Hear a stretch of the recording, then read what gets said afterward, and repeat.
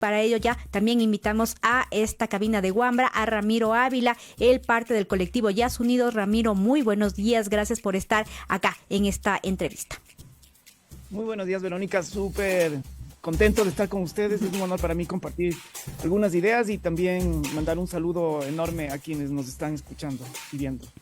Y bueno, Ramiro, habíamos un poco, digamos, puesto el título a esta entrevista de las razones por las cuales votar sí en esta consulta. Hemos escuchado, digamos, también una campaña fuerte, sobre todo en medios tradicionales, algunas figuras, además políticas, económicas, etcétera, también hacer una campaña fuerte por el no, asegurando algunas cifras económicas. Creo que el cuco de cuánta plata perderá el país, aparentemente, creo que ha sido una de los mitos, aparentemente más fuertes, ¿no es cierto?, de esta campaña por el no. Sí, Verónica, a mí me parece además que atrás de las cifras y de esto que Alberto Acosta Espinosa ha llamado el terrorismo económico, porque al final, cuando no tienes argumentos, siempre acuden y apelan al miedo. Y estos miedos, además de, si es que no sacamos el petróleo, no vamos a tener plata para educación ni para salud. Si no sacamos el petróleo, se va a acabar la dolarización. Todo eso me parece que es un miedo súper infundado. A mí, cuando escucho esos argumentos del tipo, no va a haber plata para educación y salud, siempre les digo, por favor, piensen. El Yasuní se está explotando desde hace 10 años, el bloque 16, y desde el 2016 se está explotando el bloque 43. Y claro, la pregunta que uno se hace es, si realmente se está invirtiendo el dinero en salud y educación, ¿por qué no hay plata para medicamentos en los hospitales?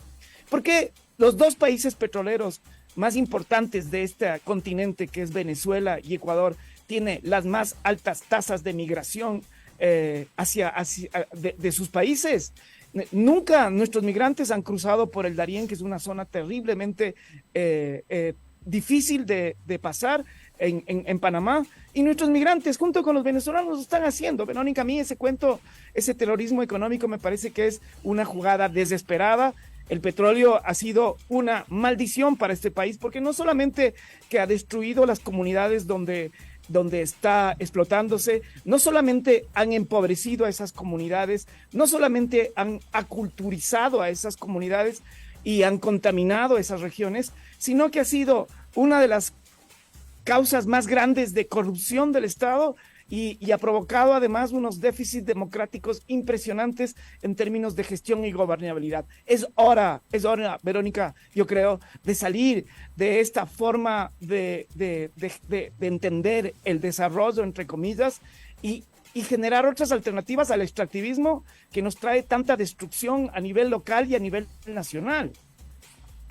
Otra de las cosas también que ha salido como en estos últimos días es tratar de decir que la pregunta está mal planteada, porque justamente, digamos, el Yasuní como parque, como gran extensión, ya se viene, como tú mismo mencionabas, explotando hace varios años. Y la pregunta se basa solamente en el bloque 43 y se hace pensar como que es todo el Yasuní, y ahí digamos como que aparentemente es como una ilusión y no sé qué. ¿Qué decir sobre la pregunta, digamos, por qué sí está bien planteada? A mí me parece que la pregunta es clara. Lo que dice es, oiga, ¿usted está de acuerdo con que se quede el petróleo bajo el subsuelo? La pregunta es sí o no. Me parece que parte de la campaña esta mediática que se está haciendo en contra de la pregunta ha generado esta idea de que es confuso, no sabe si vota sí o no, y esto es parte a mí me parece, de una campaña sucia que se está haciendo. A mí me parece que además la pregunta es oportuna porque mientras exista petróleo bajo la superficie, mientras exista petróleo, siempre será oportuna. Y a veces le quitan y le critican a la Corte Constitucional por haber permitido una consulta 10 años después, olvidándose que durante estos 10 años, por culpa de todo el Estado, por una decisión gubernamental, por una participación de todos los organismos del Estado, de la Asamblea, del presidente, de la Corte Constitucional de su momento, del Consejo Electoral, del Tribunal Electoral, de la Defensoría del Pueblo, del Consejo de Participación, todas estas algún rato se confabularon para negar el derecho a la democracia directa. 10 años costó llegar a este momento, y no es por capricho o no es por voluntad de quienes lo propusieron, que son los Yasunidos, sino que fue por un obstáculo del Estado. Entonces la pregunta es oportuna, la pregunta es clara, además yo creo que tiene una ventaja enorme, que es positiva, es sí. A mí me parece que decir sí a la vida, sí a los pueblos en aislamiento, sí a la naturaleza, es lo que hay, digamos, es lo que hay que promover y es lo que yo estoy promoviendo por donde puedo. Así que yo creo que es oportuna y además creo que es clara, y la confusión viene de detractores. Ahora, hace meses atrás, digamos, Ramiro Ávila y también el abogado Mario Melo estuvieron en la Corte Interamericana de Derechos Humanos llevando el caso de los pueblos en aislamiento voluntario también como parte del colectivo Yasunidos, y ahí, digamos, la Corte estaba pendiente de realizar una visita también para conocer un poco más también de la situación de las niñas que fueron sacadas del territorio, y ahí también saber, por ejemplo, si la Corte ya ha podido acudir y se ha podido también conocer un poco también de los impactos, por ejemplo, que justamente las intervenciones del Estado y toda la situación petrolera, digamos, ha dejado, se puede conocer más de estos impactos. Efectivamente, tuvimos una audiencia ante la Corte Interamericana. El caso está a punto de resolverse.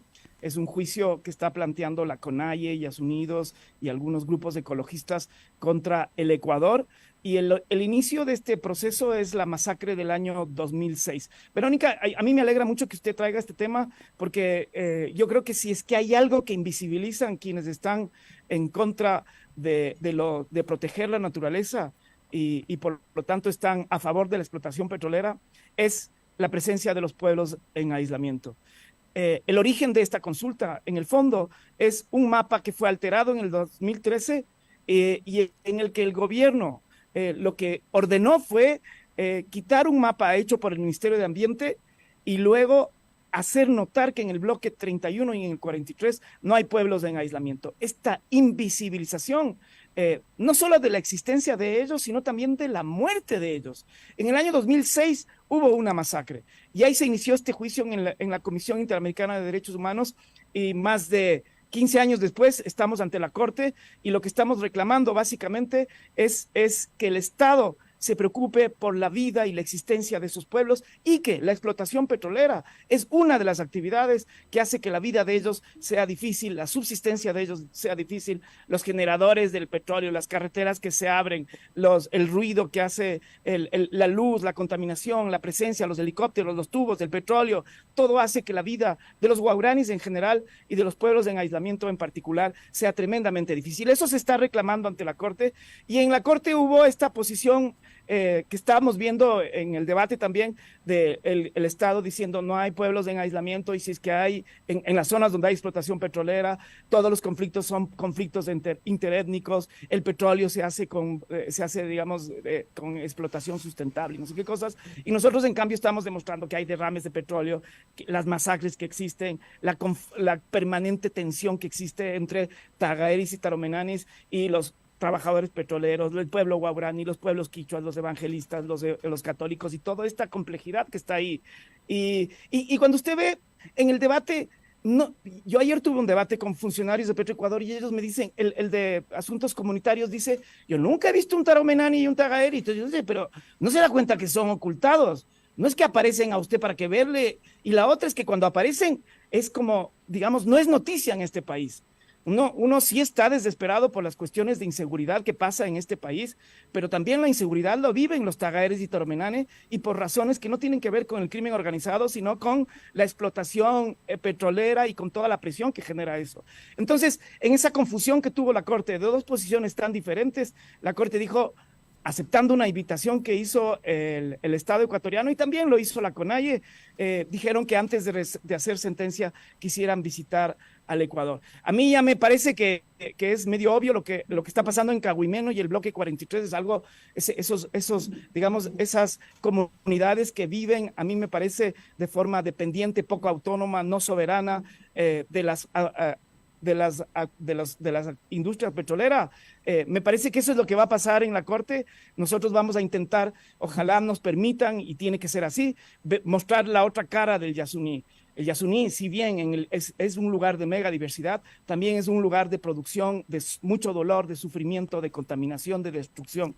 Y esto, digamos, estas son las dos caras que están ahí. Hay gente que se enriquece de la explotación petrolera, yo no niego, algo llegará al presupuesto del Estado, pero lo que nunca se cuantifica y lo que no es posible cuantificar siquiera es la inmensidad de la vida que existe ahí, no solo por la mega diversidad, sino por estos pueblos que nos pueden enseñar alternativas a este desarrollo basado en la industria, en el extractivismo, en el consumo. Y esos son los Tagaeri Taromenane. Hay mucho que aprender ahí y hay mucho que valorar. Eso es lo que está en juego en la Corte Interamericana y también en la consulta del 20 de agosto, Verónica. Y justamente también ahí viene mi siguiente pregunta: ¿qué pasará luego del 20 de agosto en caso, digamos, de que la pregunta sea aprobada, de que gane el sí?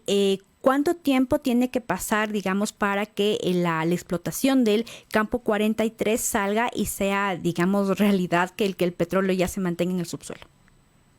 Mi interpretación es que una vez, si es que el 20 de agosto la respuesta es sí a la vida, tiene que cesar inmediatamente progresivamente la explotación petrolera, porque me estaban explicando que no hay como parar los pozos de forma inmediata porque puede causar algunos problemas ambientales y que hay que progresivamente detener esa explotación. Pero hay que detenerlo. La Corte Constitucional dio el término de un año, que más o menos puede ser alrededor me imagino yo, 1 año y medio, porque no cuentan fines de semana, y lo que hay que hacer es ir desmontando progresivamente. Pero lo que sí tiene que pasar, sí o sí, es que se tiene que parar la explotación petrolera. El desmonte de todas las infraestructuras, el gobierno y los petroleros están diciendo que eso es imposible, que se logra en 5 años. A mí me parece que si es que realmente es imposible, tienen que demostrar que es de imposible cumplimiento, pero si no lo logran demostrar, digamos, la Corte Constitucional puede sancionar por incumplimiento de sentencia. A mí me parece que si es que, como ellos dicen, es última tecnología lo que está en el bloque 43, por Dios, repotencien los campos que necesitan inversión.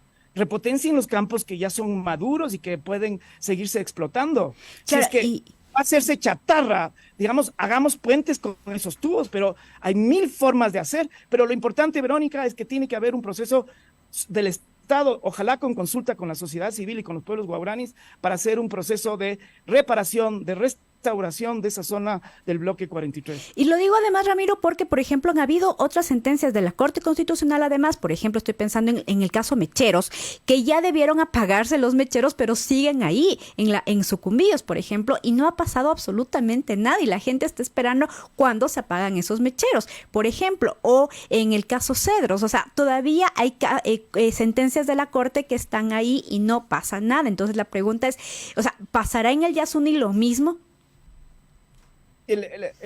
La cuestión de los mecheros, Verónica, es tan interesante porque eso me parece que los mecheros reflejan lo que es la explotación extractiva de este país. Hay alrededor de más de 400 mecheros que están prendidos todas las 24 horas y que están, digamos, quemando dióxido de carbono, mandando a la atmósfera, y que está contaminando la zona alrededor. Y uno se pregunta, ok, si quieren fuentes alternativas a la explotación Yasuní, embotellemos y procesemos ese gas y vendamos. Alrededor se calcula que es de $800 millones al año lo que se desperdicia por no usar esos mecheros. Y fíjese la pregunta que uno se hace es ¿por qué desperdiciamos esa energía y no la comercializamos? Y alrededor de eso está, seguramente quienes se benefician de la importación de gas, seguramente quienes se benefician de la distribución del gas, lo último que quieren es tener mecheros que sean comercializados y que por lo tanto Petroecuador pierda y el Ecuador pierda. Y claro, usted me pregunta sobre la eficacia de las sentencias. Si bien, digamos, la Corte ha hecho sentencias muy importantes y la mayoría de ellas se han cumplido, sin duda el seguimiento es un reto importante que tiene que hacer. Y yo creo que la sociedad civil y particularmente quienes estamos pendientes de las sentencias que han favorecido a la naturaleza, a la vida, a las comunidades indígenas, tenemos que dar información a la Corte para que la Corte pueda operar los mecanismos de incumplimiento que van desde las llamadas de atención hasta la destitución de los funcionarios que son responsables de la ejecución. Así que creo que el hecho de tener una sentencia es importante porque son instrumentos de lucha, porque desarrollan derechos, y el hecho de cumplir las sentencias es mucho más importante, y yo creo que en general son procesos que se están cumpliendo y en los que tenemos que intervenir.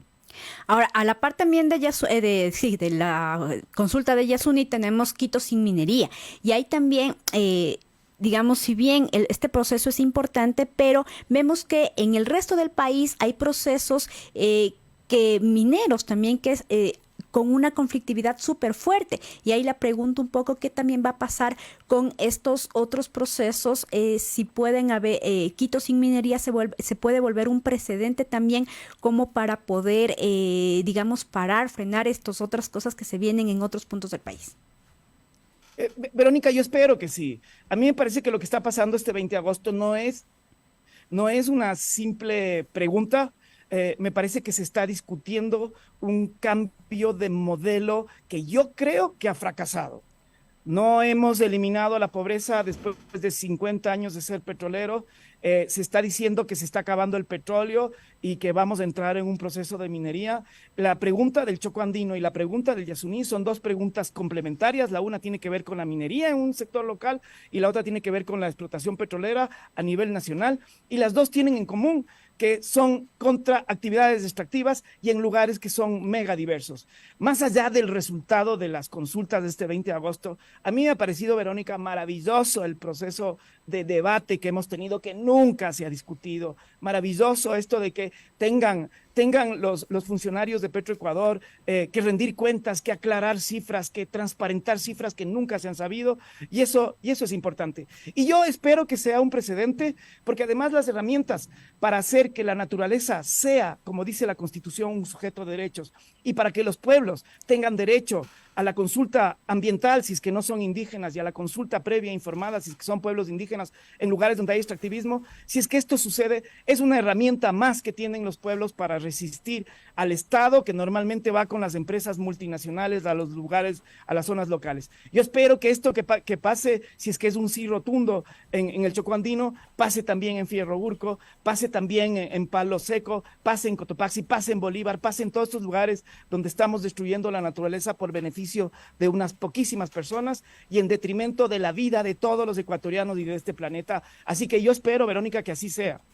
Y ya para ir cerrando esta entrevista, Ramiro, otro tema como que, digamos, importante es que a pesar de los resultados que a veces se dan en las consultas populares, de todo lo que ha significado las luchas de Yasunidos, 13 años, todo el tema, es que ¿qué pasa con los presidentes? Porque uno se pregunta la voluntad política, ¿qué va a pasar luego de las consultas? Porque viene Guillermo Lasso y dice voy a extraer hasta la última gota de petróleo, viene un presidente y dice bueno, voy a seguir extrayendo, yo qué sé, la ronda sur petrolera. Entonces, ¿qué va a pasar, por ejemplo, con los candidatos presidenciales ahora?